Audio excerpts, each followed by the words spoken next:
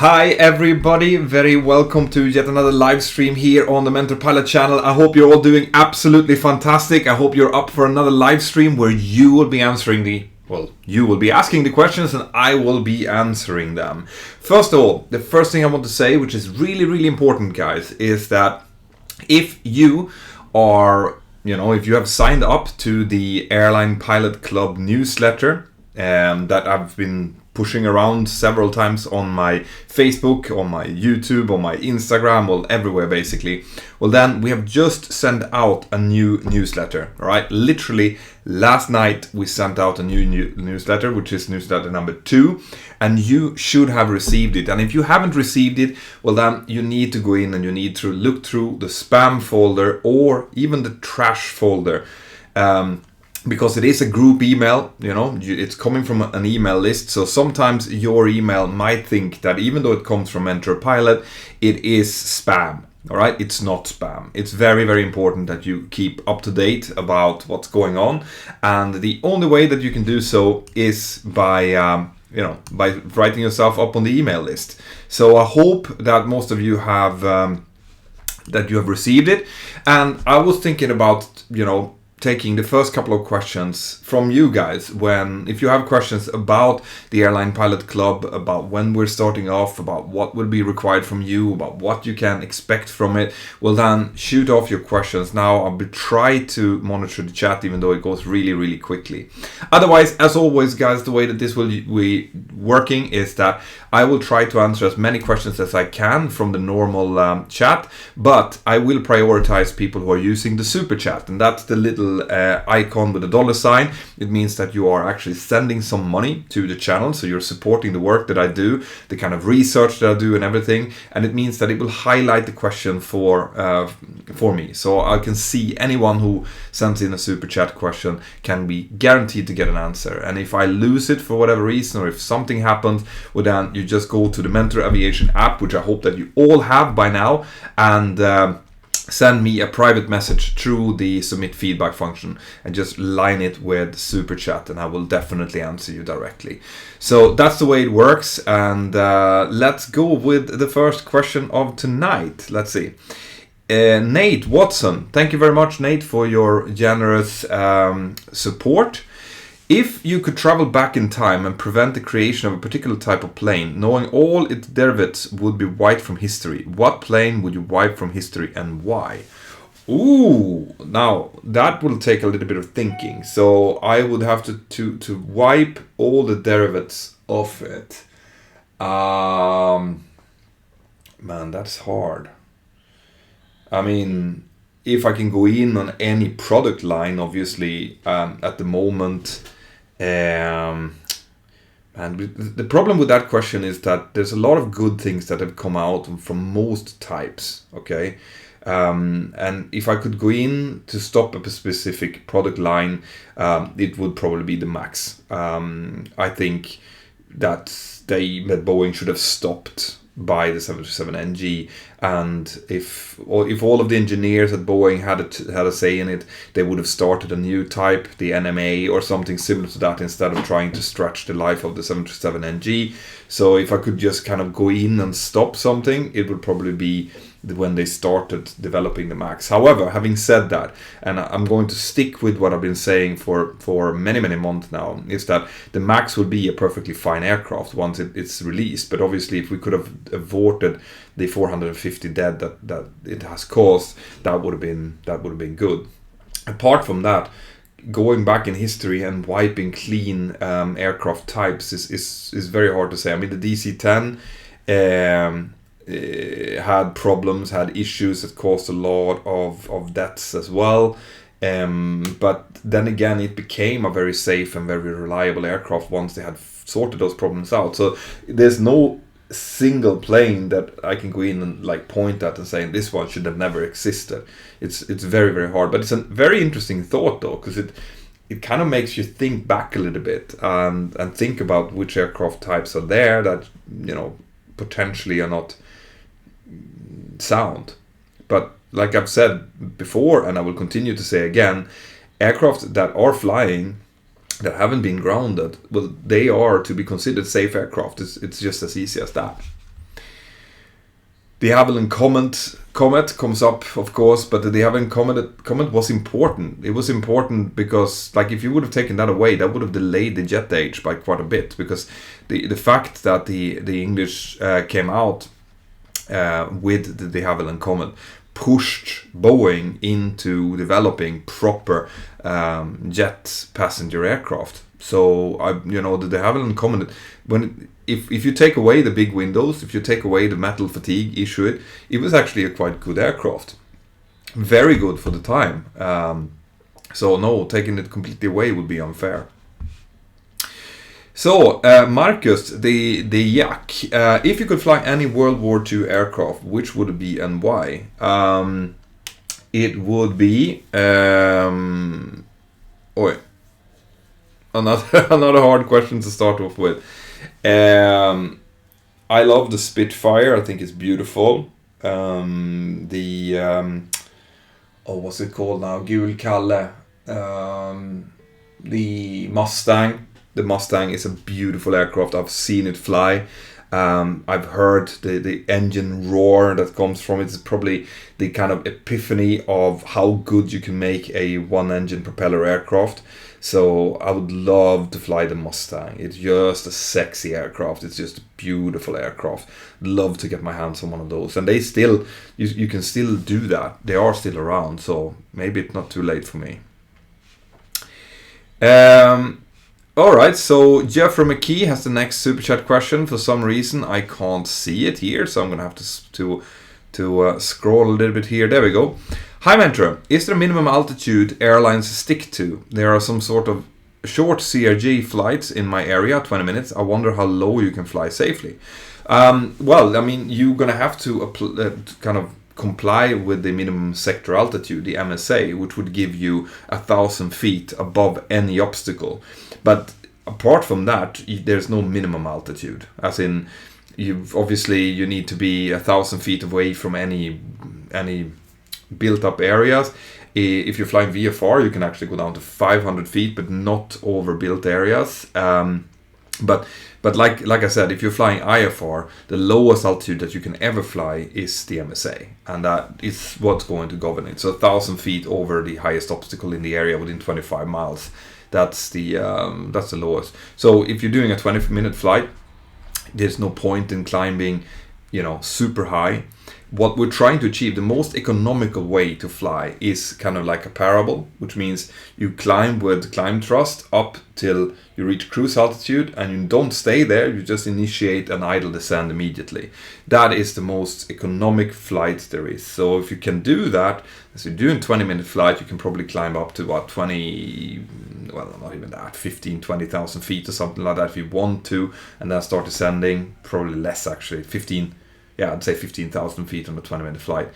Somewhere around there is where you're going to end up. Cool. Let's see. There seems to be more super chat question here. There's more. Hi Mentor, thanks for all the great videos and streams. Could you please explain how to have a stabilized approach and how to land on the center line?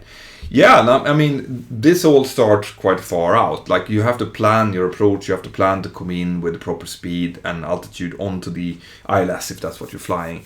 But once you're on the ILS, you just need to stick to the speed schedule. Like, you decrease the speed to maybe the flap 5 speed before you get glide slope intercept. And then on the glide slope at about 5 nautical miles, you take the gear down flap 15, landing checklist down to flaps. And I'm talking about the Boeing 737 here now. Reduce the speed back to your flap 15 speed, and almost immediately once you're back to that speed, you take your landing flaps, reduce the speed back to your VREF plus 5 knots, which tends to be your fly speed. And then you set your thrust. And if you're using flaps 30, that's going to be about your weight minus about 5%. So if you're 60 tons, it's going to be about 55% N1. And if you're doing flaps 40, it's going to be about your weight, so about 60 tons. So 60 N1. And then you sit there and you just make sure that you're within 1 dot glide slope localizer. You come down and you make sure that quite far out, as soon as you start seeing the runway, well, then you start looking both inside and outside, and as you get closer and closer to the runway, you focus more and more outside. And in the case of the 737, if you are flying from the left seat, you make sure that your center line, the extended center line that you see kind of when you're looking down, should go through your right knee. That way you will land on the center line. If you're sitting on the right seat, as in the first officer seat, the center line should go straight in between your legs. So those are kind of some like general guidance that we tend to give during line training to make sure that you get on the center line, that you stay stabilized. Apart from that, it's hard to give any more kind of guidance than that. Let's see, I'll just make sure that I'm not missing any super chat questions here. Jim Evida, thank you very much. Barney Nash, hi. Growing up, there was a key moment made you want to become a pilot. Also, I registered for APC ages ago, but I haven't received any emails, not in the junk either. So Barney, first of all, when it comes to the APC, there is some kind of issue done with your inbox, because I've sent it out now to so many people, and I have confirmed recipients over 6,500 people. So the email has definitely gone out. If that's the case, if you're not getting any update, then I'd ask you to go in and register again. Maybe try a different email address, maybe a Gmail address or something like that. So do that. I will obviously give you a link on my website so that you get access to the news mails anyway. But it is important that you do get these emails, because as I said in this last newsletter, is that when we open up the website, when we open it up for you guys to apply, we are going to start assigning seniority, because we are expecting it to be thousands of people signing up, and if you do, then we need to have some kind of system to rank who gets the opportunities first and so on, and that's going to be by first come first serve basis, providing that you get through all of the indicative assessment and things like that. So getting the emails is crucial to make sure that you're out in time and you're not missing out on anything. When it comes to when I decided, well, I mean, I've told this story a few times about my dad starting his training as a private pilot in order to use that in his work, and I got to fly with him a little bit. And then when I was 14, I got a test lesson from my parents, and I did that lesson on a beautiful evening, like an autumn evening with wind. There's almost no wind. Everything is just crisp, clear, no movement in the atmosphere whatsoever. So we were flying along. It was just like cutting butter with a hot knife, beautiful conditions. And I flew with a really experienced instructor that let me take the aircraft off, Cessna 172.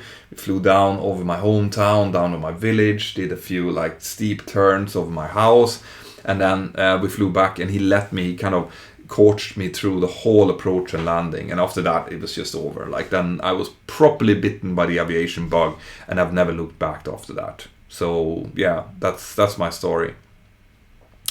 Karush Yelail, hi Mentor, thanks for the great videos and streams. Could you please explain how to have a stabilizer? We've already talked that one, sorry. Hi, can you comment on the Ukraine International Airlines Flight 752, which was shot down shortly after takeoff? I don't know what to comment on when it comes to that. All right, it's a terrible tragedy, and it's unimaginable for me as a pilot to be sitting there and then all of a sudden being hit by two surface-to-air missiles. There's not much you can do. It's likely that those surface-to-air missiles just kind of structurally cracked the aircraft. Either like what happened in the Malaysian Airlines flight that got shut down.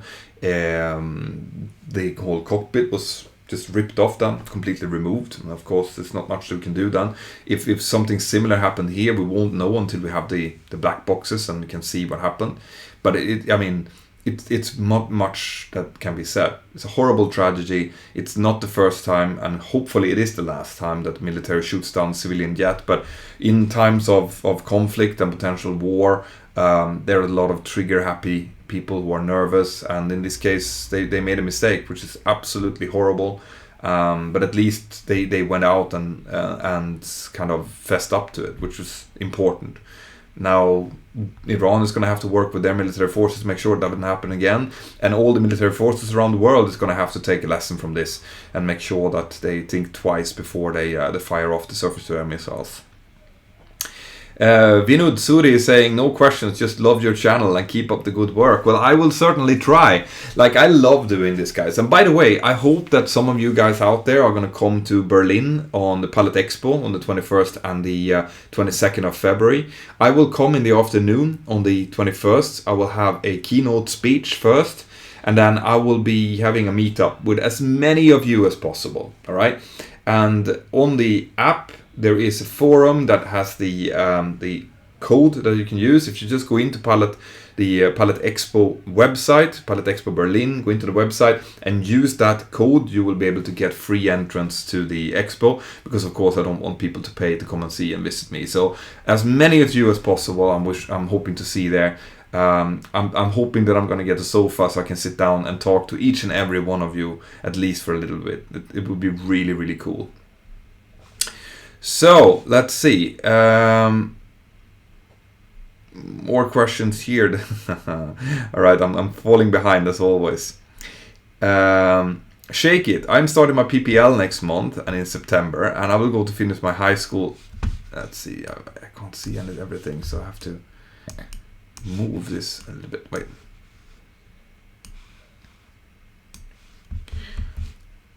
I don't know why I'm struggling to see the whole picture. Anyway, so I'm starting my PPL next month, and in September I will go to finish my last school year. After that, I'm willing to continue ATPL. Will this make any problems to my career? Any tips from you? No, I don't see any kind of problems with that. This is of course providing that you want to do this the modular way, because it's only the modular way where you're going to be able to do like your PPL first and then your CPL a year later, something like that. If you want to go through an integrated course, well, then you shouldn't be doing your PPL now, because that's just a waste of money.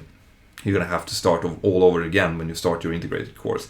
And this is worth noting as well when it comes to the APC, because I got a few questions about that, is that initially APC we are kind of built to support you and to try to find funding solutions for anyone who goes through an integrated course in the schools that we have decided on. And why integrated, you might ask? It's more expensive. Well, the quick answer to that is that we have to be able to control the quality.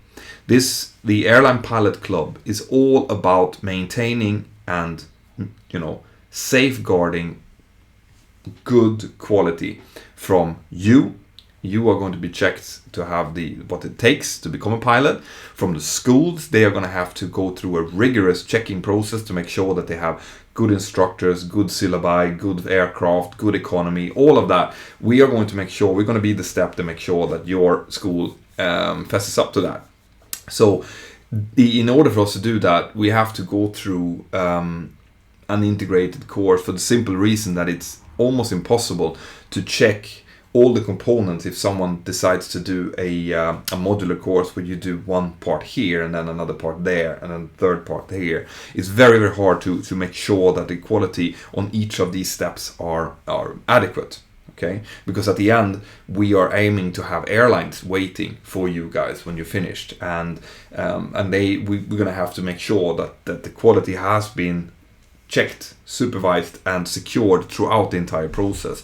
And that's something, we started the Airline Pilot Club, or we are starting the Airline Pilot Club, because we saw that it's almost impossible for someone starting the industry to know that they have the right stuff. So they need to have some kind of indicative assessment, and that indicative assessment has to come with some kind of feedback, which is what we're providing you with. So it will come back saying that, listen, either you're great, go for it, or you are good, but you need to work on this area, consider doing this and this, and then we will then hook you up with different service providers that can help you with that. Or it will come back and say, listen, there are stuff in this indicative assessment that is telling us that you shouldn't go for this line of work, and then you need to listen to that. Or at least, when you get a complete no, that's going to be the worst day of your life, but at least you are not hearing that after you've spent 100,000 euros on pilot training. Because that is the sad truth, that there are some people out there who will not be able to become pilots due to, for example, personality issues where you freeze up under stress. If that's something that's very, very hard to get rid of, there are kind of stress coping mechanisms out there, but some personalities just cannot get past that. But you need to know that. And this is the first step that the Airline Pilot Club is set up to try to find. The second step is to make sure that you only apply for good schools, because that's always been a problem. The problem has been that there's so many schools out there. Everyone says that they're the best schools, but how do you know that that's the case? This is the next step. And the third step, obviously, is trying to find funding solutions. Now, I want to stress at this point, this is very important for you to understand, is that we're not giving away money here. Like, the Airline Pilot Club will not be giving out money for free. This is us trying to, by various mechanisms, including the indicative assessment and some other stuff that you will know about soon, telling the banks that they can give you a loan. Right? It is loan money. So this means that if you have money yourself, it's better to use those money. You don't have to go through our funding mechanisms. They are there, and they're likely going to be, as unsecured loans would be, quite expensive. But at least you will get access to money that was not there before. All right?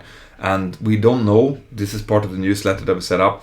We've gotten quite far in the United States when it comes to unsecured funding.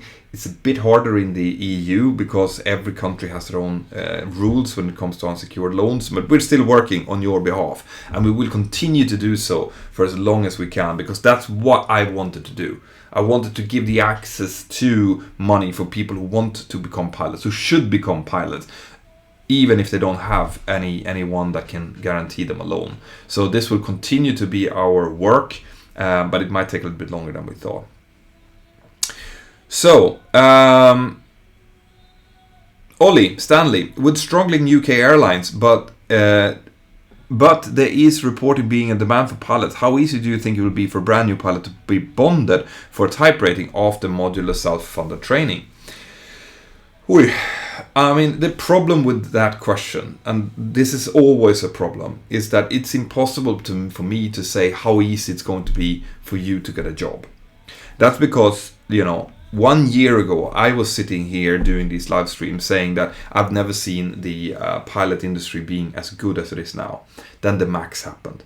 And just 4 or 5 months ago, I was fired myself. All right. Like, I got a letter in the email saying that we will not be needing your services anymore because we have too many pilots, and you are in a base that we are going to be closing. So, that's how quickly things can turn. Now, fortunately for me, it has sorted itself out. I'm still here. I'm still flying. I still have a job. But some of my colleagues do not. They were fired. So that's why I'm very, very careful to go out and say that, yeah, if you do your modular training and you get bonded and stuff, you're going to get a job. No, it's not like that. But what I can say is that, yes, there is a demand. And yes, when the MAXes start flying again, which is likely to happen in about April, okay, when that happens, there's going to be a sudden kind of influx of loads of new aircraft into the market, and they're going to have to be flown by someone. At the same time, on the other end of the spectrum, the older pilots, the baby boom generation, are going into retirement now, and there will be a need for new pilots to be entering into the market. So it's not as great as it looked 1 year ago. There's a lot of things that have caused that.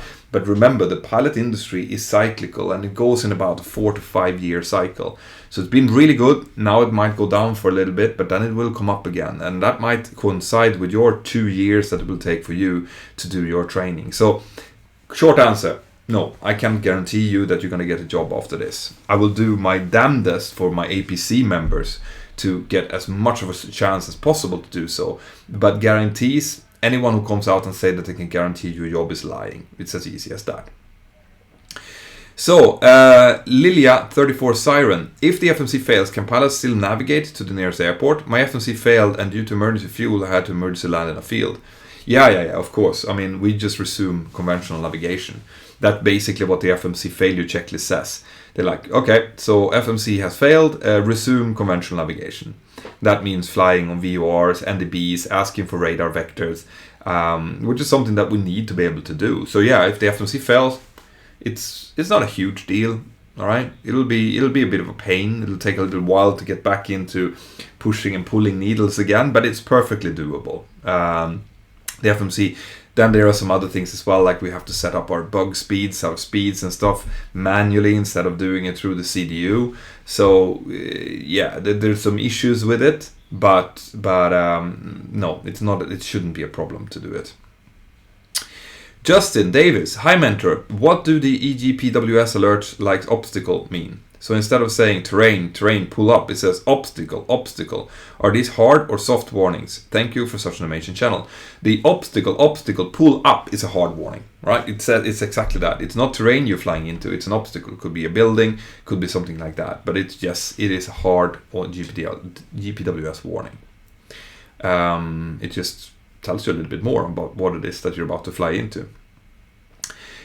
So, Shake It, thank you very much. By the way, happy birthday to your son. Thank you. He's very happy. He's gone to bed. He's actually, his birthday was on Wednesday. This is one of the downsides of being a pilot. I was away. I was in the simulator, so I couldn't congratulate him. So we had kind of his little party today where we went out for lunch and had torta and stuff. So his birthday was already last week, but he's very happy. He was very pleased. We gave him basically a full flight simulator, like not a full flight simulator, but a full flight simulator. So yokes, throttle quadrant, pedals, a big kind of screen, things like that.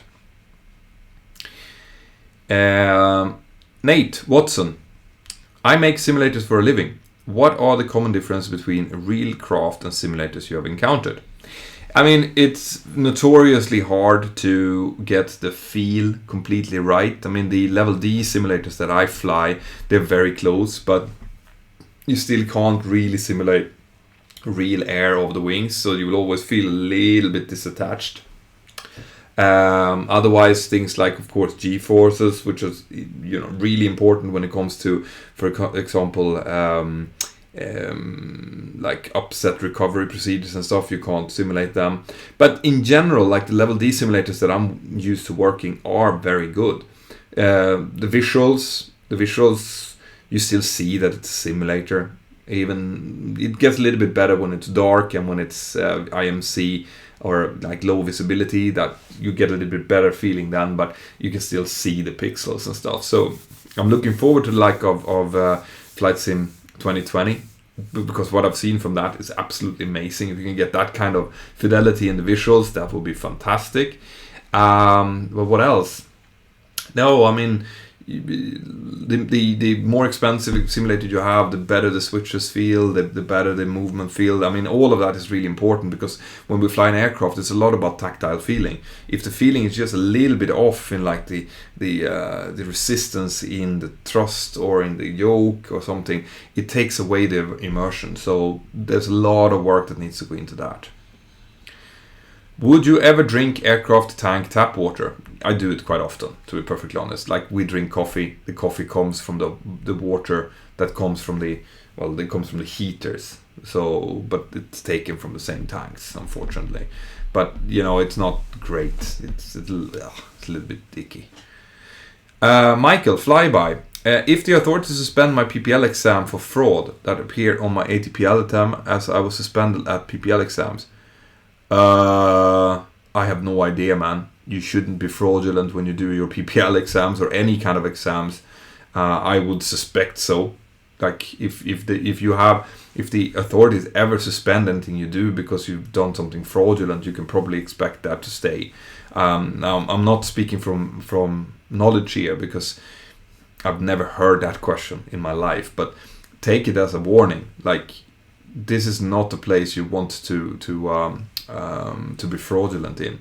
What you're being checked out is your knowledge of the stuff that's going to keep people alive when you fly.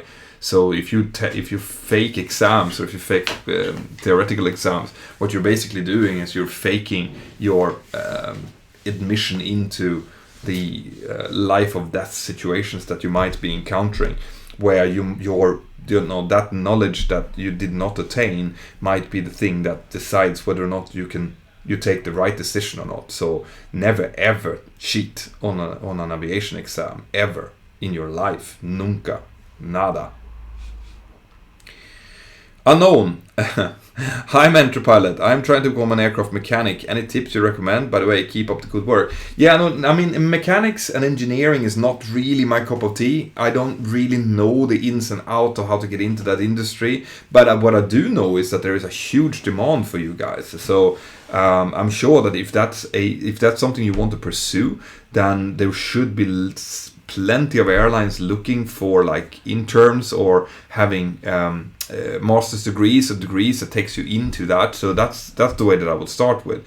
But the future is very bright for you guys, because the industry is going to need every single mechanic and every single engineer that we can get our hands on.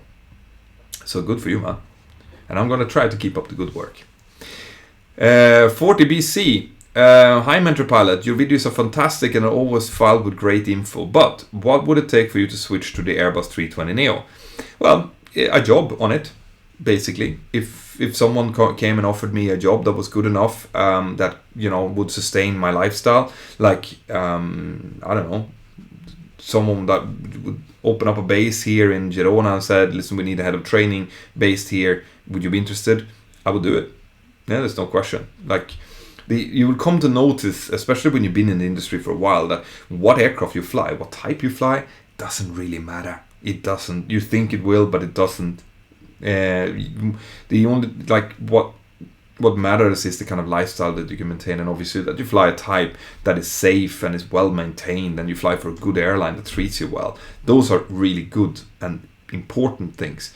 But if it's an Airbus 320 on a Boeing 737 or a CASA or a Short 360 or an Airbus 350 or a Boeing 747, at the end of the day, you think it will matter, but it will not. Okay, and you think that I'm crazy now because I'm saying that.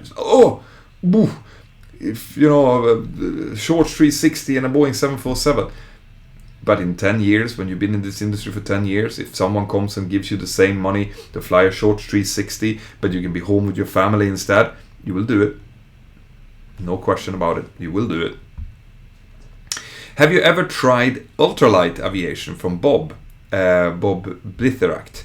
No, I have not. All right. I have been in contact with, there's a Swedish manufacturer called Blackwing, which I was in contact with when I was in Friedrichshafen on the Aero Expo last year, which makes these fantastic, sexy-looking, great kind of, not ultralight, but I think it's ultralight, might be superlight, I'm not sure now, but these fantastic little aircraft that have basically the same performance or much better performance than a Cessna or a Piper or even Cirrus.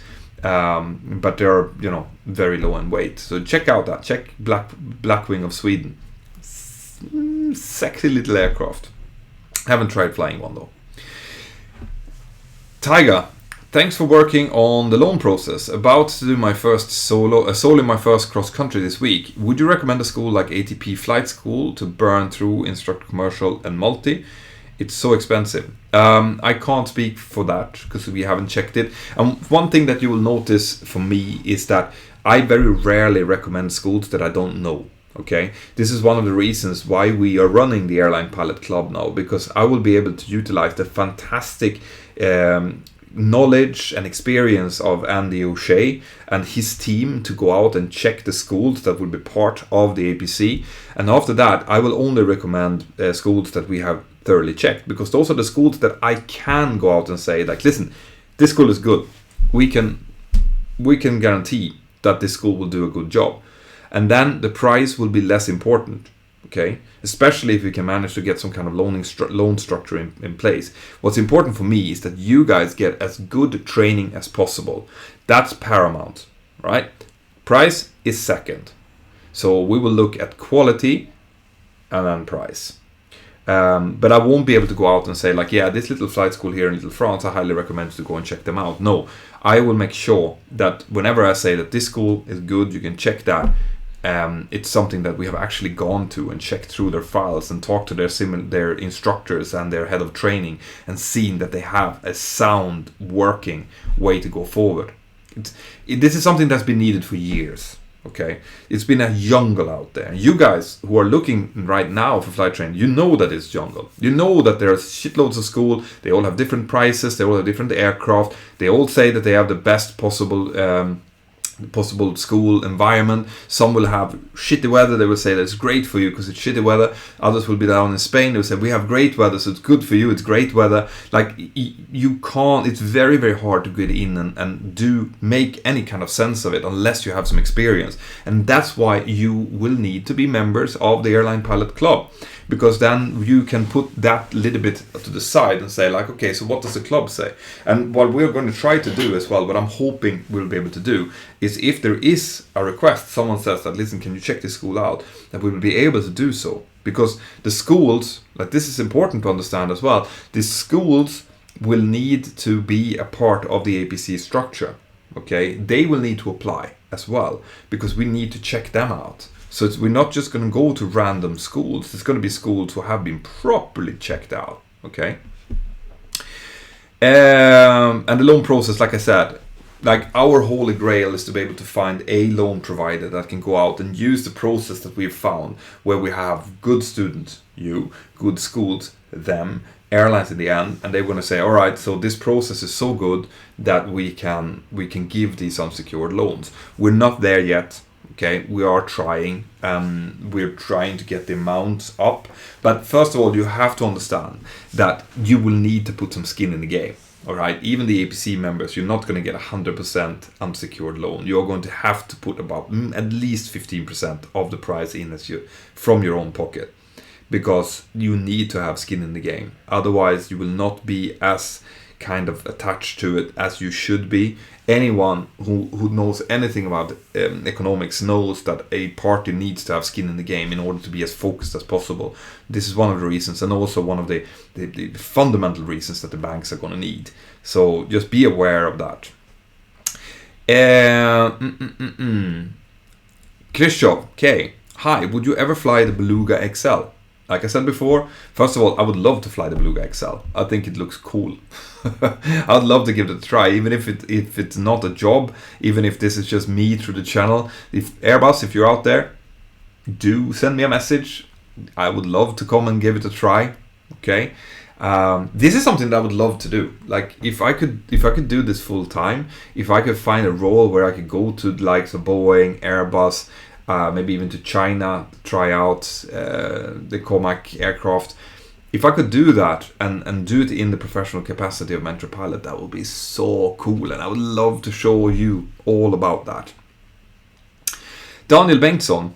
Hi Petter. Before flying to Kiev 2017, I checked the safety of UAI, and it turned out to be a very safe airline, so I just knew immediately that the aircraft must have been shot down. Any more comments? No, that's it.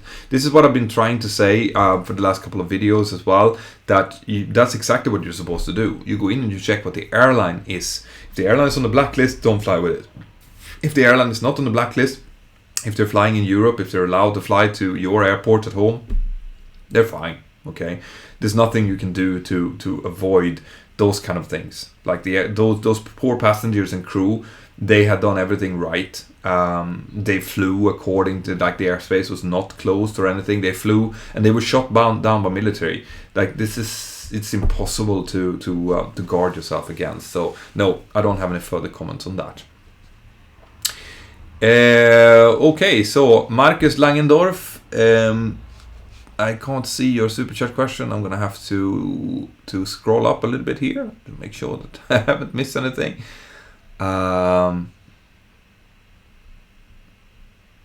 Okay, let's see. There's loads of questions here.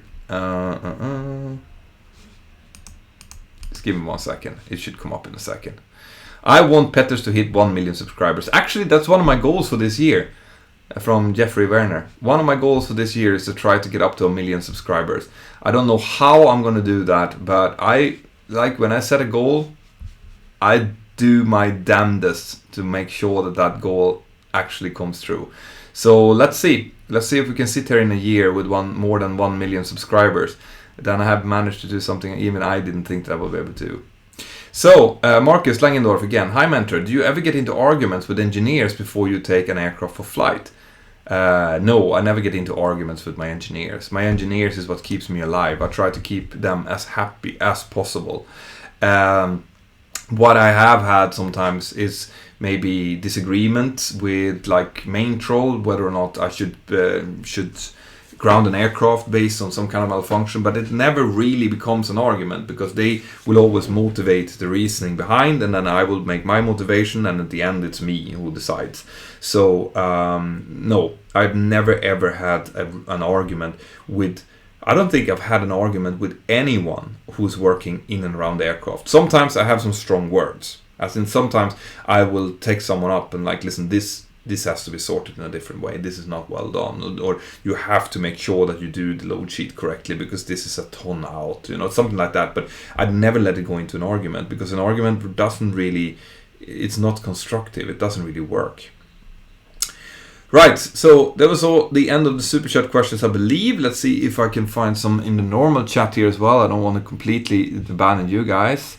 Have you been on TV from Alex Barr? Yes, I have. So those of you who's been in the UK would have probably seen that the last few weeks they have done a rerun about crazy passengers on aircraft, and I was actually part of that series. They used me as an expert, like a pilot expert, about how we view things like when loaders are throwing bags or when passengers are misbehaving in the cabin.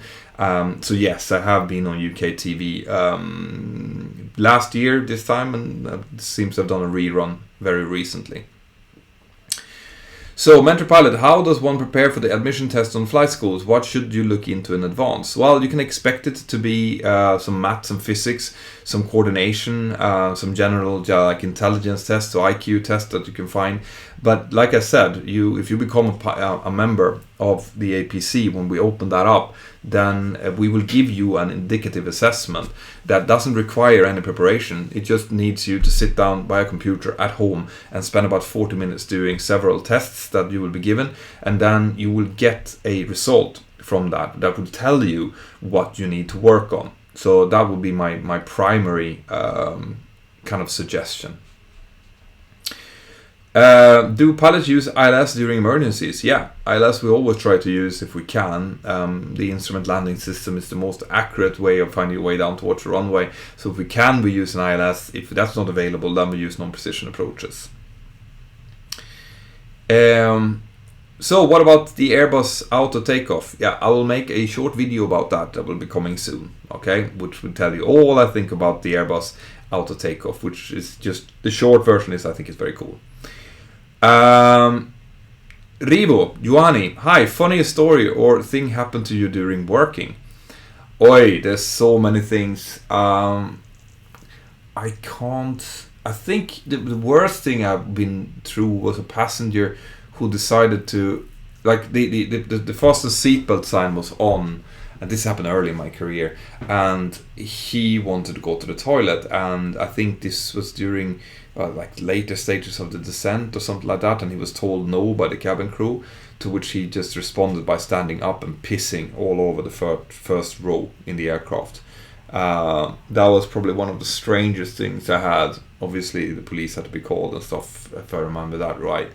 But otherwise, there's loads of little funny things that happens all the time. Crazy, like, combinations of malfunctions that keep you on the ground.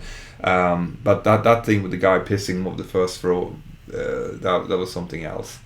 That's the thing that comes to mind right now.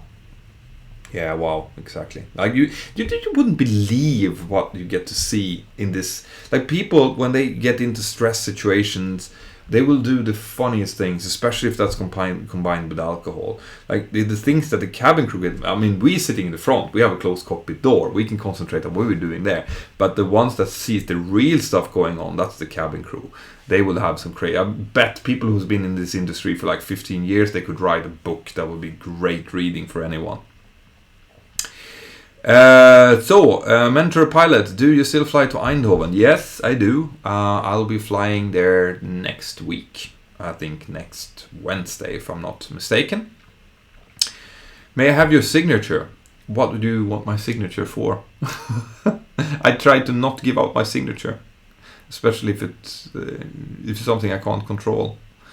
So have you ever been in Budapest, and do you do know any Hungarian flight schools? No, I haven't been in Budapest, unfortunately. I would love to go though. I've flown there once. I haven't been into the city. It's supposed to be beautiful. So it's like there's so many cities that I would love to go and visit, and I would love to go and do like meetups with you, like the one I'm doing now in Berlin, because that's the way where I really feel that you guys are there. I mean, I can be sitting here behind this computer screen in my office here, and I'm basically just talking to a computer. I don't realize that at the moment there's 1,000 people that are watching this live stream, which for me is absolutely incredible. And that, you know, I switch on the video, and that it's and 2 hours later there's 10,000 people who've seen it, and when I wake up in the morning there's 50,000 people who've seen it. It's impossible for me to understand. It's when I do these meetups and I meet all of you guys, and I realize that what I say, the things that I do to motivate you guys, to make you guys understand that you can do so much more than you think you can, that has a real impact in the world. That is why I love doing these meetups. So I'm hoping to see as many as possible of you in February, and then I'm going to continue to travel around and see more people. Let's see. Now there's more super chat questions. Let's make sure that I'm not missing anything here. Let's see. I'm still struggling to see the lowest part of the super chat question for some reason. I have to speak to YouTube about this. There we go. That's the funniest story. There should be one more coming here at the bottom. There we go. Hi Petter, I'm 29 and I have a full-time job. Can I still qualify for the aviation club? My dream is to fly, but 100k is really too much for me at the moment. From D. Saronno. Yeah, first of all, you can become a member even if you don't start flying. All right. We are looking at different tiers, so if you want to become a professional member who needs to do the indicative assessment and need to be evaluated for flight school, then there's going to be a certain price for that per year. Okay, we're only going to work with yearly subscriptions, nothing monthly or something like that. But we're also looking at like support membership, where you'll get access to some of the information. We're looking at like friends and family things, so that when you start your journey, that your parents and your siblings and stuff will be able to follow in one way or another, or at least understand a bit more about the process. So we're looking at different things that we know is needed. You will definitely, at 29, of course, you'll be able. We don't have an age limit on membership, okay? And you know, if I were you, if money is an issue, then try to save up as much as possible, and then hopefully we will already be able to have some kind of loan structure in force for you, so that, you know, even if we can't give you 100%, not well 85% loan, maybe we can give you a 50% loan through the club in one way or another. And if you have been managed to save up then some of that, then that's a huge, I mean, that means that you can start your training immediately. So the more money that you can come up with yourself, the better it is. That's the point I want to make. Are birds really small airplanes? What? No, birds are birds. Airplanes are airplanes. the questions I get sometimes. Interesting. So, Mighted High Mode. Mentor, any meetups in Dublin anytime soon? Yeah. Dublin, I will definitely do a meetup soon. Okay, the APC is an Irish company, and Andy O'Shea is very much Irish, and his family as well. So Dublin and Ireland is something that's very close to my heart. I've been working for an Irish company for my whole career. I love the Irish people. I would love to come up to Dublin and do that. So in one way or another, we will have a meetup in Dublin. We just have to sort out how we're going to do that. Petra Olsson, thank you very much for your support. It's very sweet. Thank you. I start my ATPLs this Friday. What are your tips? Hard work. Your ATPLs will take a hard work. Remember to take a break at least once a week to completely clear your head. And then make sure that you group your ATPL exams in a way where you don't have all the heavy exams in one go. You kind of split them up, but your school will be able to tell you what you should and shouldn't do when it comes to how to group your exams. But yeah, just remember to speak, to tell your friends and family that you are going to be a little bit absent for the next 6 months or so while you're doing them. And then just go for it. You only have to do them once. If you pass them on the first attempt, you don't have to take the books up again ever, more or less, unless you want to refresh things. So best of luck to you. So, Michael Neves is saying, appreciate everything you do, Mentor. Passed my PPL check ride halfway through the IFR. Great! Congratulations! That's great. So that means that you're just one step closer to coming up and sitting on the right seat of me, which I'm hoping will happen very soon.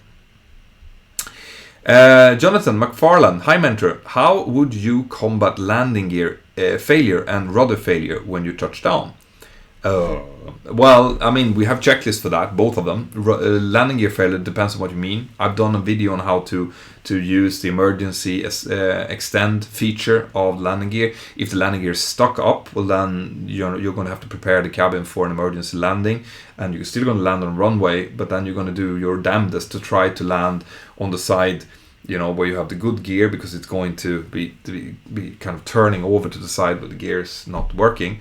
Rudder issues together with that, well then that's a separate checklist. You can still fly with a rudder that is not, you know, that is stuck. It's going to be harder for it. It's not going to be pleasant to sit in the aircraft, but it will work. But we very rarely combined like a gear collapse together with a rudder failure, because it's not conducive to good training. It's not realistic that you would get both of those failures together. So, I mean, you have multiple failures, you work through them one by one, and then you prioritize which one is most important when it comes in for landing, and that's it. Meetings from Alessandro Gioria. Yeah, I haven't planned any meeting in Italy. I would love to. If you guys set me up with a nice spot in Rome, I'll come down there. I love Rome. Emad Avicii. Why doesn't the Airbus 380 have inboard flaperons? Not sure. I mean, the ailerons tend to be outboard, so the more inboard you come, the less kind of useful the aileron part of the flaperon would be. So that would be my kind of guess. But like I said, I'm not typed on the Airbus 380, so asking me about the A380 technical stuff is not going to be, it's not going to work much. But that's what I can see. You know, the more inboard you get from, you know, at the tip of the wings, that's where the ailerons are most effective when it comes to giving you roll. But if you go further and further in towards the root of the wing, they will be less and less effective for it. So that's my guess anyway. So, Oleg 250, why do you always defend Boeing? They just mentioned another software issue with the 737 MAX, and many read the 737 MAX as a failure. Yet you keep saying that it's a safe aircraft. Airbus 320neo proved to be better. Okay, I want to take this once and for all. First of all, what I'm defending, what I have been defending so far, is the 737 NG. I've gotten a lot of shit for that. Because people say that, you know, you're just being paid by Boeing. I'm not being paid by Boeing. In fact, I think that Boeing will be very happy if my channel got shut down. Because if you remember, I did a video about the trimming issues you get if you're flying high speed with a 737 and you have a trimming issue and you need to trim manually. My channel was the one that broke that. That was then used by the world's press all over to pressure Boeing about that particular issue. I'm fairly sure that they weren't a big fan of me talking about that. So no, I don't favor someone like that. But what I can say is that I've flown the 737 NG for 18 years straight. I can tell you without a shredder of a doubt that it's a perfectly safe aircraft to fly. Now, the 737 MAX have had its issues. Okay, the 737 MAX is it's probably one step too far when it comes to stretching the 737, or at least that was the feeling of the engineers. That's been, you know, one of the things that's come out with all of these dumps of documents that Boeing has been providing lately. Having said that, I fully believe still in the process. I believe in Boeing as a company. Now, there's been issues with Boeing, basically starting at 2001 when they started to move the headquarters away from Seattle where they had their engineers. There's been too much commercial focus on getting the share price up and buying back stocks and things like that, and too little listening to the engineers. But the engineers who are working there, they're still good engineers. Okay, I'm not going to take away their professionalism because their greediness in the top of the manufacturer. Boeing have made a lot of mistakes and they're paying for them. And I have to stress this, I am not defending Boeing. I'm not defending the company Boeing. I'm defending the process to a certain extent. It did fail lately with the FAA and the MAX, there's no question about that. But I also know that with every failure, remember that every crash that has human error in it is a failure of the human being, right? There's been a human that has made a mistake in there, but we don't crucify the human for that. We don't say we should never let humans fly aircraft anymore, even though we know that there are human factors that sometimes lead to accidents. What we do is we take that and we learn from it. In the same way, I would like to give the MAX my benefit of a doubt, because the 737 that it's built to, the fundamental part of the 737 MAX is a 737, which I trust fully. I have to trust it, otherwise I can't fly it, especially not as a captain. So the 737, the foundation of it is good. The problems they've had is that they have tried to make the MAX look like a 737NG, which it's not. And they've now finally realized that, and they've mandated simulator training. So if you now have a MAX that comes out that has gone through the most excruciating evaluation process that any aircraft has ever gone through. They will have checked every nook and cranny. This is why they keep finding little problems, because they're combing through the software problems, the hardware, everything with a fine comb, and they're weeding out every single little thing. And remember, these things that you hear in the press now, that they found another issue with the 737. In 5 years ago, you would have never heard that. It would have never hit the news. But now you would have entire press teams that are just sitting there listening. And have they found anything new? And if they find a tiny little thing, as in a line of code that needs to be changed because of a tiny little issue that has no safety implications whatsoever, that will still become huge news. So you have to bring all of that into attention. But I can honestly say that if they let the 737 MAX fly and FAA certifies it, EASA certifies it, the Chinese certifies it, then it's a safe aircraft to fly, especially after we have received simulator training on it.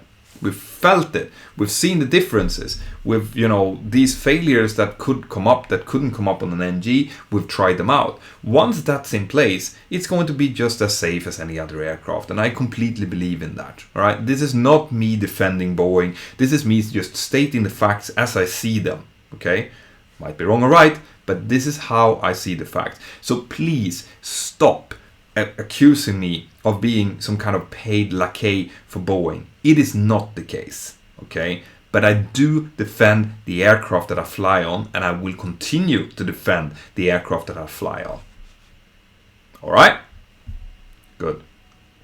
I've had so many comments that I needed to answer exactly that too. So I'm happy that you brought it up. Thank you. Okay. David R, come and visit New York. I'll set you up. Well, send me an email. Let's see what we can do. I'd love to come to New York. I know Mentor wife would love to do that as well. Air Mike 88, do you have a different pay scale when you're on the ground and increase when you push back the aircraft? Yeah, normally you have like a basic pay scale that you get no matter if you fly or not, and then you'll have flight pay on top of that you get when you fly. At least that's the case in my case. So now when I'm sitting on the ground, not flying almost anything, because we only have one aircraft at the base and we're crewed for 5 crews, then I'm getting much lower pay, but I'm still being paid until March. So March and April, then I will not get paid. This is part of the reason they kept the base open. It's because we agreed to take 2 months of unpaid leave, which sucks. But it was better than closing the base. Emmanuel, hello Mentor. I'm an engineer, currently PPL student. I'm thinking more and more about the reconversion to professional pilot. Any tips on what to do and how? Yeah, this is, we need to find you a good flight school. We need to make sure that you have the financing behind it, which you can easily do. If you're an engineer, you can save up money quite well. And then just go for it. Like, it's going to be up to you, just like everyone else, to research which flight school you want to go to. If you want to make your life easy, you become a member of the Airline Pilot Club, and we will direct you to where you need to go. Otherwise, you can do it the modular way. Since you're working, that's probably the easiest. And since you've started your PPL, just get your PPL done. Then start looking at who has a good school where you can go through the CPL, IRME. Try to do everything in one school, because it's likely that the airlines are going to look for school records, and the more schools they have to deal with, the more of a mess it becomes for them. So do try to find a school where you can do all of it at once. That's probably my best suggestion.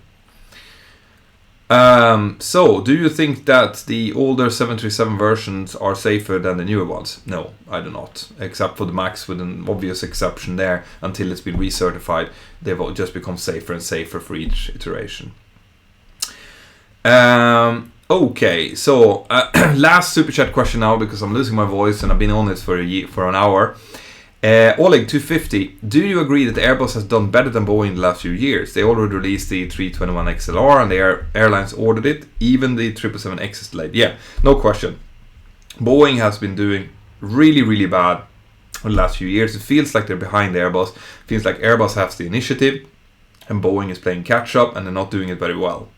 So there's no question that at least last year Airbus completely overplayed Boeing, like with massive amounts of orders where Boeing didn't get much at all, and they have problems with engines, they have problems with the 777X getting properly certified. So yeah, no, there's no question that Boeing is playing catch up at the moment, but I hope that they get back to it. I mean, the world is better when you have a working competition between the major players, and I would actually love to see more players coming in, because competition is good. It drives innovation. And Airbus is saying so as well. Airbus doesn't enjoy the fact that Boeing is kind of laying down flat, because it doesn't drive them as much, and they still can't take on any more orders. So that's it. What do you think about the new touchscreen on the A350? I think it looks really, really cool. That's what I think. I'd love to get my dirty little fingers on it. Okay, guys. Let's see, this chat today is great. Yeah, I know. It's very, very quick. I can't really keep up with it. Turbulence is more powerful during daytime or nighttime. Depends on what kind of turbulence we're talking about. The low-level turbulence tends to be worse during daytime. The high-level, as in clear air turbulence associated with jet streams and stuff, it doesn't really matter. But generally speaking, as the atmosphere cools down a bit, it tends to be a little bit less turbulence. But not much that you would notice.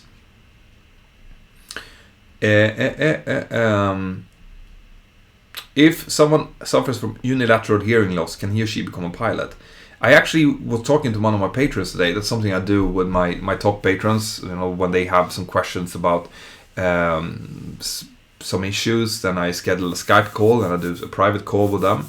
And the guy that I was talking to today, he had some hearing loss, and apparently the rules have changed slightly, so he might be able to get a class 1 medical with his hearing aid. Now, I don't know exactly what rules he's talking about, because I'm not an AME. You need to talk to an aeromedical examiner, but it seems like there is some hope with some hearing loss. Complete hearing loss, no you won't. But there might be some way to use hearing aids, apparently. And guys, I think that's going to have to be it before I lose my voice. Once again, thank you very much. Do sign up to the APC newsletter so that you are on there when we release the website and we start taking members, because that's going to happen soon. All right. Yeah. Make sure that you keep staying cool, watch my videos, share my videos, make sure that you've subscribed. Obviously, you probably have since you're here. But tell people about the channel, because like I said, the goal for this year is to run through 1 million.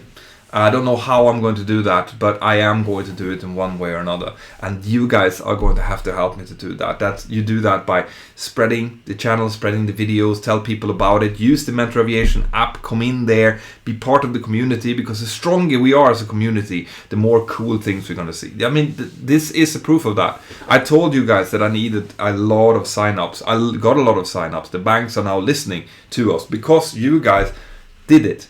Okay, so I'm hoping to be able to do a lot more cool things coming up in the new year, and I want you all to be a part of it. Have an absolutely fantastic day. If you want to continue to chat a little bit, then go over to the Mentour Aviation app now. I'll be in the app chat for the next 15 minutes. I normally do that to kind of relax, wind down after these live streams. And by the way, guys, if you haven't already, if you're in the Mentour Aviation app and you want to maybe learn a little bit about flying the 737 together with me, well, make sure that you have gotten the app and that you get yourself one of these collections. I have collections, for example, about wind shear escape maneuver, about TCAS maneuvers, about engine failures after takeoff, and also do a full setup of a 737 from when it's cold and dark until it's ready for taxi. And it's all done in 360, so you'll be able to watch me and my first officer. You can use either your fingers and kind of just swipe around to see what's happening in the cockpit. And the cool thing with this is that you can watch what I am doing and at the same time watching what my first officer is doing, so you can watch the same video and watch different things every time. Okay, so use this. It's a cool new feature, and if you have a VR headset, not the Oculus, unfortunately it's not compatible with the Oculus yet, but if you have like a Google Cardboard headset, well, then you can put it on and you can use the headset view, and it will feel just like you're sitting in the cockpit together with me while I do these maneuvers. So do get the app. The app is free to download, and then you can buy these training collections if you want to, or you can become a premium member of the app. That way you can ask questions during my app live streams, which I do as many times as I can during the weeks when I'm off and you guys have something to say. Have an absolutely fantastic day, and I'll see you next time. Bye bye.